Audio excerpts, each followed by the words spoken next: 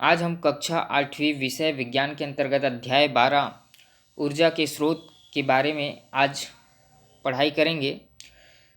तो ऊर्जा के स्रोत क्या होती हैं? ऊर्जा के स्रोत यदि देखें तो हम लोग को ऊर्जा कहाँ से मिलती है? मनुष्यों की ऊर्जा जो है भोजन ग्रहण करने से उन्हें ऊर्जा मिलती है। उसी प्रकार से ऊर्जा के क्या क्या स्रोत होते हैं इनके बारे में अध्ययन करेंगे। तो ऊर्जा जैसे कि हमारी शारीरिक जो क्रियाएं होती है, चलने, दौड़ने, वस्तुओं को उठाने और हटाने के लिए इत्यादि जो क्रिया होती हैं उनके लिए ऊर्जा की आवश्यकता होती है। तो हमने पिछली जो कक्षा है उसमें पढ़े हैं कि ऊर्जा के विभिन्न रूपों जैसे कि रासायनिक रूप, विद्युत, ध्वनि, प्रकाश, ऊष्मीय ऊर्जा इत्यादि के बारे में अध्ययन किए हैं। हम जानते हैं कि एक प्रकार की ऊर्जा का रूपांतरण दूसरे प्रकार की ऊर्जा में हो सकता है कि नहीं हो सकता? हो सकता है कि हम लोग क्या करते हैं, जैसे कि मनुष्यों की बात करें तो हम लोग भोजन ग्रहण करते हैं और भोजन ग्रहण करने के बाद जो कार्य करना चाहिए उसको हम लोग अच्छे से कर पाते हैं। क्यों? क्योंकि हमें ऊर्जा प्राप्त हो जाती है। तो उसी प्रकार हमारे द्वारा उक्त ऊर्जाओं का उपयोग दैनिक जीवन में किस प्रकार और किन कार्यों के लिए किया जाता है उनकी हम लोग सूची बनाएंगे।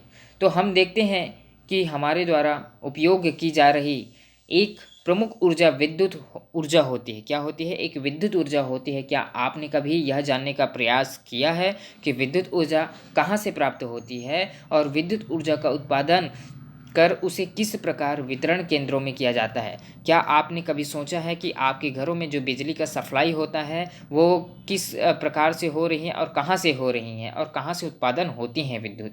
तो इसके बारे में हमने सोचा है क्या? तो इन क्रियाकलापों के माध्यम से विद्युत ऊर्जा कहाँ कहाँ से प्राप्त हो सकती है इनके बारे में देखें तो जल विद्युत ऊर्जा के बारे में पहले देखते हैं कि जल विद्युत ऊर्जा।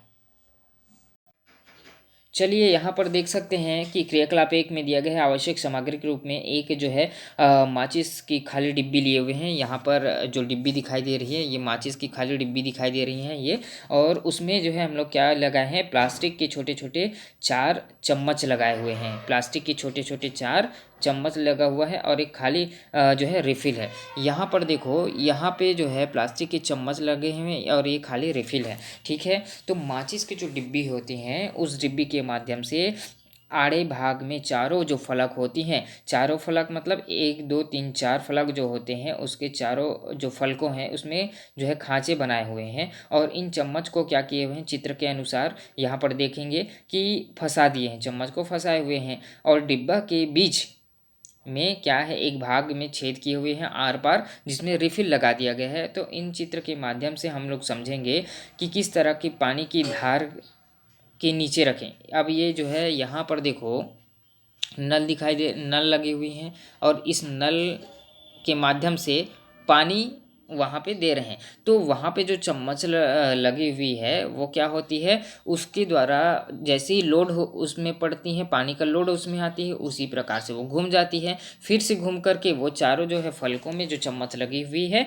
उसमें तेज़ी से क्या होती है, बहाव होना चालू हो जाती है, जिससे जल मार्ग में लगी जो है टरबाइन घूमने लगती है।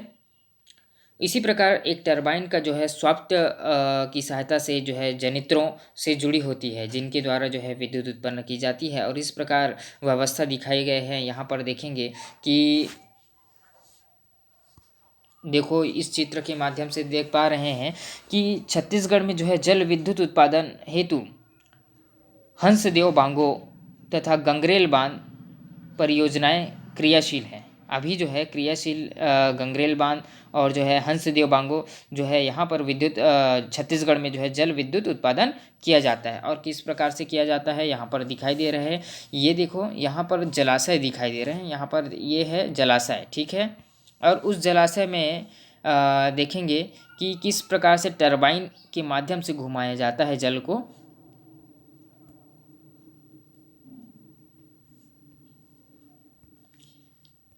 यहाँ पर देखो टरबाइन लगा है और ये टरबाइन जो है जलाशय, इस जलाशय से होते हुए जल बहता है और इस टरबाइन के माध्यम से घूमता है ना, सॉफ्ट होता है और यहाँ से जो है विद्युत जनरेट होता है। जो विद्युत जनरेटर यहाँ पर लगा हुआ है तो यहाँ से क्या होती है, विद्युत जनरेट होती है और ये विद्युत जनरेट होकर के विद्युत केंद्र में जाती है और विद्युत केंद्र से सारी घरों में सप्लाई होती है।